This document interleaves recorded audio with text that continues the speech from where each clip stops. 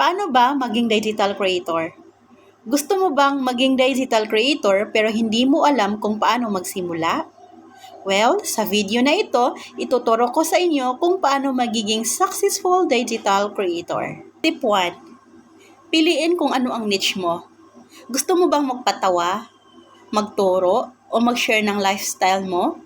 Ang mahalaga sa pagiging digital creator ay kaya mong isustain at kaya mong gawin. Step 2, gumawa ng content plan. Plano kung anong content ang ipopost mo, like educational, tutorials, how-to videos, entertaining like comedy, sketch, challenges, or inspirational, motivation, or life advice. Step 3, pumili ng platform.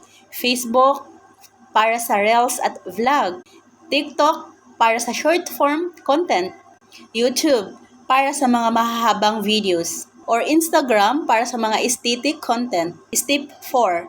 Gumamit ng tamang tools. Cellphone, kahit basic phone, basta malinaw ang camera, pwede na. Ring light para maliwanag ang videos mo. Microphone para malinaw ang audio. Step 5. Consistency and engagement. Mag-post ng video o mag-post ng regular at least 3 to 5 times a week. Gumamit ng trending hashtag. Makipag-engage ka ng followers mo. Mag-reply ka sa mga comment and messages. Step 6. Monetization. Paano kumita? Facebook monetization, Reels, ads, brand deals, and sponsorships, affiliate marketing, and YouTube AdSense. Ang pagiging digital creator ay hindi overnight success.